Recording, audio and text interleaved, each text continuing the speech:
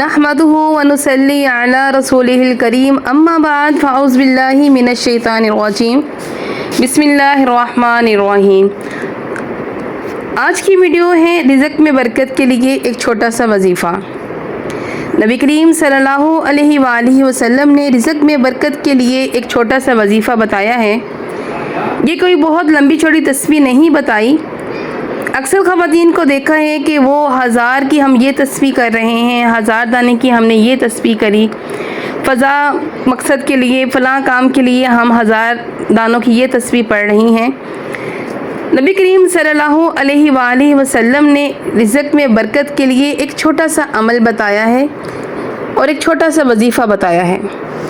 ہم on line وظیفے بتانے والوں سے پوچھتے ہیں کہ ہمیں کیا پڑھنا چاہیے رزق میں برکت کے لیے، قرض میں آسانی کے لیے، مشکلات کو دور کرنے کے لیے، تو ہمیں لمبی لمبی لسٹ دے دی جاتی ہے پڑھائی کرنے کے لیے، وظیفے کرنے کے لیے۔ لیکن قربان جاؤں نبی پاک صلی اللہ علیہ وآلہ وسلم کی شان پر کہ آپ نے ایک چھوٹا سا اور آسان سا وظیفہ بتایا رزق میں برکت کے لیے۔ ہم ان لوگوں کے پیچھے لگ جاتے ہیں جو کہ نہ راستہ ہمارے نبی کا ہے نہ ہی ہمارے اللہ کا ہے۔ تو آج جو چھوٹا سا وظیفہ آپ کو بتانے جا رہے ہیں اسے ہر آدمی ہر عورت کر سکتا ہے، چھوٹا بڑا جوان بوڑھا ہر کوئی کر سکتا ہے۔ ایک صحابی نے عرض کی کہ یا رسول اللہ صلی اللہ علیہ وآلہ وسلم رزق میں برکت کے لیے کوئی وظیفہ بتائیں۔ تو نبی پاک صلی اللہ علیہ وآلہ وسلم نے کوئی لمبی تسبیح نہیں کہی۔ آپ صلی اللہ علیہ وآلہ وسلم نے فرمایا اگر تم چاہتی ہو کہ تمہارے رزق میں برکت ہو جائے تو باوضو رہنا شروع کر دو۔ ہم جادو کے چکروں میں پڑ جاتے ہیں کہ ہمارے اوپر جادو ہو گیا، سایہ ہو گیا، ہم ان فراڈ میں آ جاتے ہیں۔ ان کے لیے جادوؤں کے لیے عمل کروانا پڑتا ہے، ہانڈیاں چڑھانی پڑتی ہیں، زمین میں یہ دبا دو وہ کر دو، اس طرح کی باتیں خواتین آ کر بتاتی ہیں۔ آج کل ایک ڈرامہ رچ گیا ہوا ہے۔ اللہ پر یقین کم، 5 وقت کی نماز چھوڑ کر ہم نے اللہ کے حضور سجدہ کرنے کے بجائے ان باتوں پہ یقین کر لیا ہے کہ مجھ پہ سایہ ہو گیا، مجھ پہ جادو ہو گیا۔ آپ نبی پاک صلی اللہ علیہ وآلہ وسلم کا بس یہ وظیفہ اپنا لیں، اللہ تعالیٰ اپنی رحمت سے آپ کے لیے رزق کے دروازے کھول دے گا۔ نبی پاک صلی اللہ علیہ وآلہ وسلم سے ایک دفعہ آپ صلی اللہ علیہ وسلم نے شیطان سے پوچھا کہ کیا تم بتا سکتے ہو کہ تمہارے دشمن کتنے ہیں؟ تو شیطان کہنے لگا کہ 15۔ تو آپ صلی اللہ علیہ وآلہ وسلم نے فرمایا کہ کون کون سے؟ تو کہنے لگا سب سے پہلا دشمن تو میرا آپ ہیں۔ تو اس کے بعد اس نے بتایا کہ وہ مومن مرد اور عورت جو باوضو رہتے ہیں وہ میرے بڑے دشمن ہیں اور ان سے مجھے ڈر لگتا ہے، اور جو باوضو ہو کر سو جاتا ہے اور اگر اس کو موت آ جاتی ہے تو وہ شہادت کی موت کہلائے گی، اور جو باوضو ہو کر سوتا ہے ایک فرشتہ تمہارے لیے دعا کرتا رہتا ہے۔ جو باوضو ہو کر سوتا ہے شیطان ڈر سے پیچھے ہٹ جاتا ہے۔ اور نبی کریم صلی اللہ علیہ وآلہ وسلم نے خود فرمایا پوچھنے کے بغیر، مطلب کسی نے سوال نہیں کیا تھا تو آپ صلی اللہ علیہ وآلہ وسلم نے خود فرمایا کہ جو یہ چاہتا ہے کہ اس کی عمر لمبی ہو اور اس کا رزق میں اضافہ ہو تو وہ اپنے ماں باپ کی خدمت کرے اور باوضو رہا کرے۔ ماں باپ کو خوش کرو، اپنے رشتہ داروں پر خرچ کرو، ان کے ساتھ اچھا سلوک کرو، اللہ اس کی عمر بھی بڑھا دے گا اور اس کا رزق بھی بڑھا دے گا، اور ماں باپ کی دعائیں وہاں پہنچا دیتی ہیں جہاں کوئی پہنچ نہیں سکتا۔ میں ایک عالم دین کا بیان سن رہی تھی، آپ بتا رہے تھے کہ 1972 میں آپ ڈاکٹر بننے کے لیے لاہور کالج میں آئے، تو آپ ایک بہت امیر ذمہ دار باپ کے بیٹے تھے۔ آپ کا باپ بہت سخت آدمی تھا، وہ اتنے سخت آدمی تھا کہ وہ کسی کو سزا دینی ہوتی تھی تو وہ درختوں کے ساتھ انسانوں کو باندھ کر پھر ان کو پیٹا کرتے تھے۔ تو آپ کہتے ہیں کہ جب میں لاہور میں آیا تو میں جو تھا میرا ایسا زندگی کا لائف سٹائل تھا کہ مجھے نہیں پتا کہ باپ کا ادب کیا ہے، ماں کا احترام کیا ہے۔ میں صرف جب مجھے پیسوں کی ضرورت پڑتی تھی تو میں خط بھیج دیتا تھا، اور جو پیسے ختم ہو جاتے تھے تو وہ خط لکھ دیا کہ ہاں مجھے پیسے چاہیے، تو مجھے پیسے آ جاتے تھے۔ ایک دفعہ میرے باپ نے مجھے کہا کہ بیٹا کبھی پیسے کے بغیر بھی ہمیں خط لکھ دیا کرو، لیکن کہتے ہیں کہ جب آپ اللہ کے راستے سے دور ہوتے ہو تو آپ کو ادب احترام ہر چیز ختم ہوتی ہے آپ کے اندر۔ تو کہتے ہیں کہ مجھے جو تھا آہستہ آہستہ اندازہ ہوا کہ میں کس راستے پہ جا رہا ہوں۔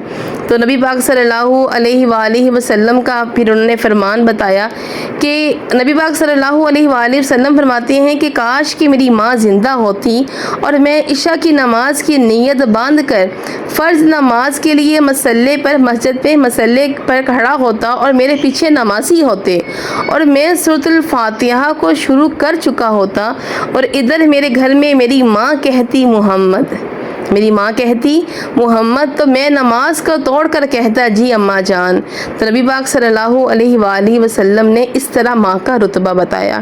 تو ہم لوگ تو کیا ہیں کہ صرف پاؤنڈ کے پیچھے، صرف ڈالر کے پیچھے بھاگنے والی دنیا ہے۔ ہمارے نبی بتا رہے ہیں کہ ماں باپ کی خدمت کرو گی تو رزق بھی بڑھے گا، اپنے رشتہ داروں سے لڑنا چھوڑ دو، اچھا سلوک کرو، لوگ جو بھی آپ کے ساتھ برائی کرتے ہیں آپ ان کو معاف کر دو، اللہ کی رضا کے لیے ان کو معاف کر دو۔ یہاں پہ چھوٹی سی لڑائیاں شروع ہو جاتی ہیں تو ہم زندگی بھر کے لیے مرنا جینا ختم کر دیتے ہیں۔ تو وہ کہتی ہیں کہ میں جب تبلیغ میں نے مجھے شوق ہوا تو میرا دل کیا کہ میں جو ہے اللہ کے راستے میں تبلیغ شروع کروں۔ تو میرے باپ مجھ سے بہت سخت ناراض ہوئے کہ ہم نے تمہیں ڈاکٹر بنانے کے لیے لاہور کالج میں بھیجا اور تم کس راستے پہ چل پڑے ہو، کیونکہ اس وقت جو تھا مولویوں کو کچھ اچھا نہیں سمجھا جاتا تھا۔ تو کہتے ہیں کہ میرے باپ نے مجھے 2 دفعہ گھر سے نکال دیا، لیکن میں اللہ کے راستے پہ جب نکلا تو میں نے جب اللہ کے راستے پہ نکل کر ماں باپ کا ادب سیکھا تو کہتی ہیں کہ وہ چیزیں میرے دل پہ اتنی اثر کر گئیں کہ میں میڈیکل چھوڑ کر پھر اسی راستے پہ لگ گیا۔ تو کہتی ہیں کہ جب میں چھٹی ہوتی تھی میں گھر آتا تھا تو اپنے باپ کی بہت خدمت کرتا تھا، اپنے باپ کے پاؤں پکڑ لیتا تھا، ان کے پاؤں دباتا تھا۔ تو کہتی ہیں کہ ایک دفعہ ایک بزرگ لیٹے ہوئے تھے تو لوگ ان کو دبا رہے تھے، کیونکہ وہ امیر ذمہ دار لوگ تھے، تو جیسے ان کے پاس مزارے ہوتے ہیں یا ملازم ہوتے ہیں کام کرنے والے، تو کہتی ہے کہ بزرگ لیٹے ہوئے تھے تو لوگ ان کو دبا رہے تھے۔ کسی نے ان سے پوچھا کہ حضرت کیا حال ہے؟ تو کہتے کیا کہیں، بس میں صبر کا ثواب لے رہا ہوں اور یہ لوگ تھکن کا ثواب لے رہے ہیں۔ مطلب کہ جو اب ان کو دبا رہے ہیں وہ بھی تھکے ہوئے ہیں، تو وہ بھی ایک ڈیوٹی سمجھ کر، ایک ذمہ داری سمجھ کر ان کو دبا رہے ہیں۔ تھکن ان کے جسم کے اندر، کیونکہ سارا دن وہاں پہ زمینوں پہ وہ ملازم بیچارے کام کرتے تھے، تھک جاتے تھے، تو وہ تھکن کے ساتھ وہ ان کو دبا رہے ہیں۔ تو کہتے ہیں وہ تھکن کا ثواب لے رہے ہیں اور میں جو وہ ان کے اندر جان نہیں ہے وہ مجھے دبا رہے ہیں اور میں صبر کا ثواب لے رہا ہوں۔ تو کہتے ہیں میں اپنے باپ کو بہت دل سے دباتا تھا، اپنے باپ کی دعائیں لیتا تھا۔ تو کہتے ہیں میں نے آنا تو بڑی محبت کے ساتھ اپنے باپ کی اور محنت کے ساتھ اپنے باپ کے پاؤں کی مالش کرنی۔ تو میرے باپ جو اتنا سخت تھے، اتنے سخت دل تھے، ان کے اندر جو تھا ایک رعب اور ایک دبدبہ ایسا تھا کہ لوگ ان کا نام لیتے بھی ڈرتے تھے۔ تو کہتے ہیں میری محبت اور دیکھ کر میرے باپ نے ایک دفعہ مجھے کہا، اے پتر میری اکھاں نہیں رواں گیاں اس دنیا تے تینوں دیکھن واسطے، لیکن دنیا دیکھے گی کہ اللہ تینوں کتنی عزت عطا کرتا ہے۔ تو کہتے ہیں کہ یہ سب میری باپ کی دعاؤں کا نتیجہ ہے، اور ماشاءاللہ اس وقت وہ دنیا کے بہت بڑے عالم دین ہیں جن کا میں بیان ابھی سن رہی تھی اور آپ کو بتا رہی تھی۔ تو رزق میں برکت کے لیے ادھر ادھر بھٹکنا چھوڑ دیں، یہ کرنا ہے وہ کرنا ہے۔ میرے نبی پاک صلی اللہ علیہ وآلہ وسلم نے بہت خوبصورت اور آسان طریقہ ہمیں بتایا، جس میں بہت محنت بھی نہیں کرنی پڑے گی۔ آپ کو تسبیح پکڑ کر گھنٹوں گھنٹوں بیٹھ کر لمبی لمبی تسبیح بھی نہیں پڑھنی پڑیں گی۔ صرف کیا فرمایا کہ اگر اپنے چاہتے ہو کہ تمہاری عمر لمبی ہو اور تمہارے رزق میں برکت ہو اور تمہارے گھر میں آسانیاں پیدا ہو تو کیا کرو؟ باوضو رہا کرو۔ اللہ تعالیٰ نبی پاک صلی اللہ علیہ وآلہ وسلم سے ہمیں سچی محبت عطا کرے اور آپ کی بتائی ہوئی باتوں پر ہمیں عمل کرنے کی توفیق عطا فرمائے، کیونکہ جو انہوں نے کہہ دیا وہ حق کہہ دیا۔ اگر ہم انہی باتوں پر عمل شروع کر دیں گے تو ہماری دنیا بھی سنور جائے گی اور ہماری آخرت بھی سنور جائے گی۔ وآخر دعوانا ان الحمد للہ رب العالمین۔